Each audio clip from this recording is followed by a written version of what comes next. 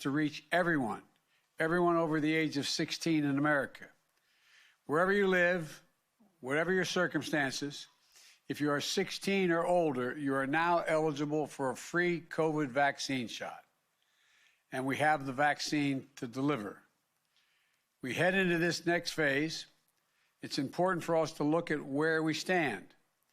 After 3 months of targeting vaccinations largely to healthcare workers, frontline workers, and people with high-risk conditions, nursing home residents, and seniors, the progress we've made has been stunning. Let me point out a few achievements. First, as of this past Sunday, more than 50% of adult Americans have had at least one vaccine shot. We still have a long way to go, but that's an important marker of progress. When it comes to our target groups, the largest groups we focused on in these past 92 days have been seniors, Americans aged 65 and older. They account for 80% of all the COVID deaths before we started vaccinating. When I took office, 8% of the people over 65 had received their first shot. I'm pleased to announce that by tomorrow, that total will exceed 80% of the people over the age of 65. 80% of American seniors of all races, religions, political views will have had at least one shot. It'll be another month or so before we see the full benefits of this effort, as many seniors still need the second shot, plus the 2 weeks to gain that protection after the second shot. But already, we've seen a dramatic decline in deaths among people over the age of 65, an 80% reduction in deaths of people over the age of 65. Still, far too many lives lost, but also a lot of lives saved. In the weeks ahead, as more seniors reach full vaccination, that number of lives lost will continue to decrease. You know, we've made great progress with another target group as well.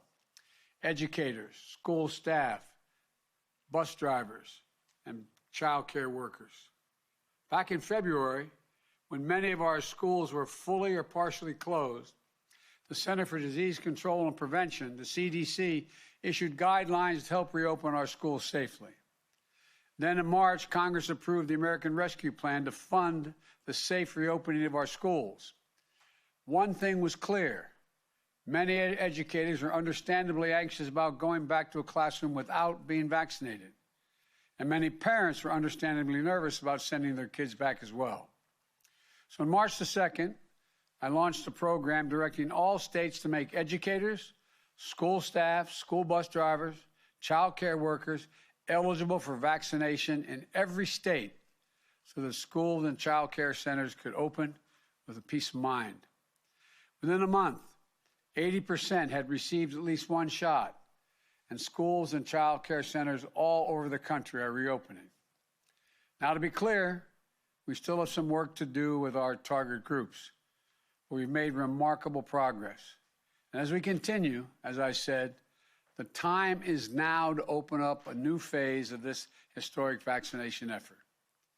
To put it simply, if you've been waiting for your turn, wait no longer. Now is the time for everyone over 16 years of age to get vaccinated. Unlike the target groups where we've made such great progress, the broad swath of American adults still remain largely unvaccinated. In a number of states, they weren't eligible for the vaccination until this week. Too many younger Americans may still think they don't need to get vaccinated. So, let me explain 2 reasons why we need everyone over 16 years of age in America to get vaccinated, and share what we're going to do to encourage it. The first reason, quite simply, is to keep you from getting very sick or dying. Hundreds of Americans are still dying from COVID every day. The data could not be clearer at this point. If you are fully vaccinated, 2 weeks beyond your last shot, you are nearly 100% protected against death from COVID, no matter what your age, no matter what your health history. Until you are fully vaccinated, you are still vulnerable. The vaccine can save your life. The second reason to get vaccinated is to protect your community. your family, your friends, and your neighbors. Vaccines can save your own life, but they can also save your grandmother's life, your coworker's life, the grocery store clerk, or the delivery person, helping you and your neighbors get through the crisis. Now, that's why you should get vaccinated. Let me talk about how we're making it easier for you to be able to get vaccinated. First, there are some steps I announced previously that are hitting the ground this week. 90% of the American people now live within 5 miles of a place where they can get a shot. And under our federal vaccination program, shots will be available at nearly 40,000 pharmacies, coast to coast. And if you can go into a busy to buy your shampoo or toothpaste, you can stop and get vaccinated. The vaccine is free, it's convenient, and it's increasingly available. But I know that isn't enough. As we move into the vaccination campaign focused on working-age adults, one concern I've heard from so many Americans is that they can't afford to take the time off to get vaccinated or lose a day's work because they are feeling slightly under the weather after their shot. So today, I'm announcing a program to address that issue nationwide.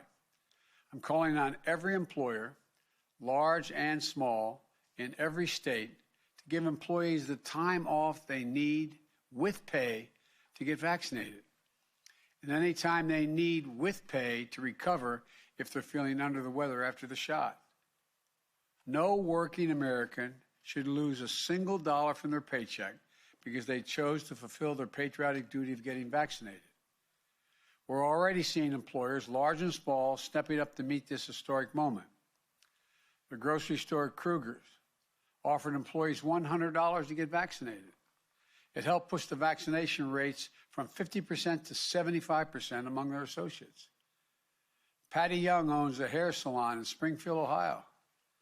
She's also dedicated to getting her customers and employees vaccinated, that when they leave the salon, the salon, they may be going to a saloon, I don't know.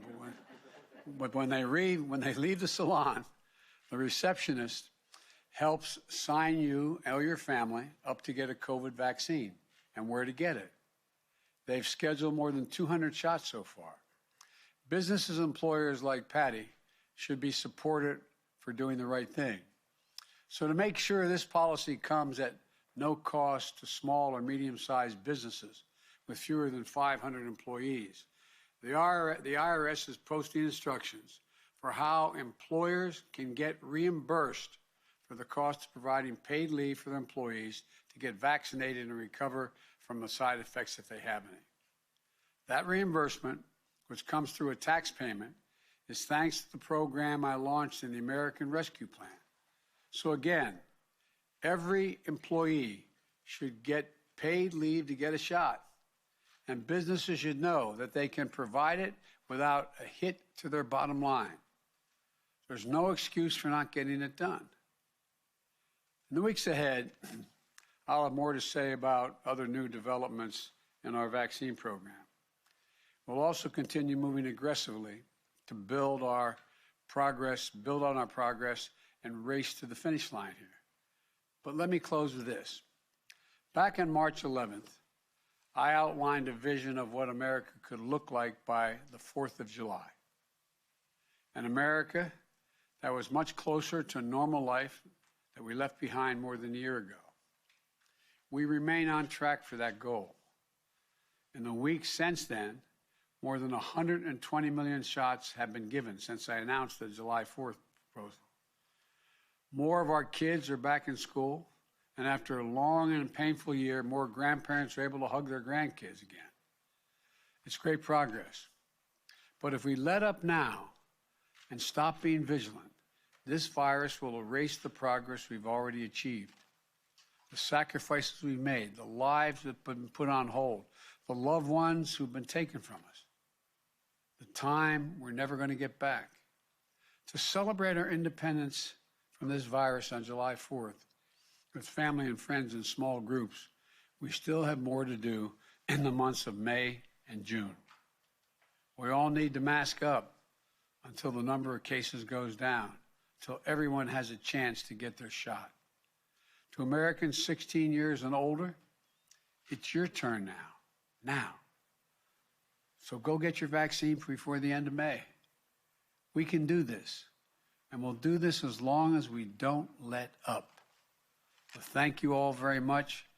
As I said a long time ago, we're going to beat this as long as we do it together. And I want to again thank my COVID team. I want to thank the Vice President.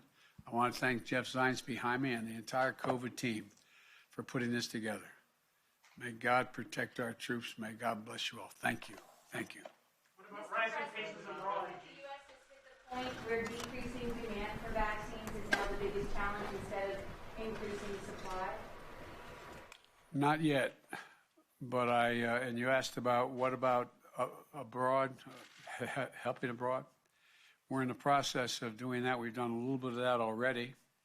We're looking at what is going to be done with some of the vaccines that we are not using.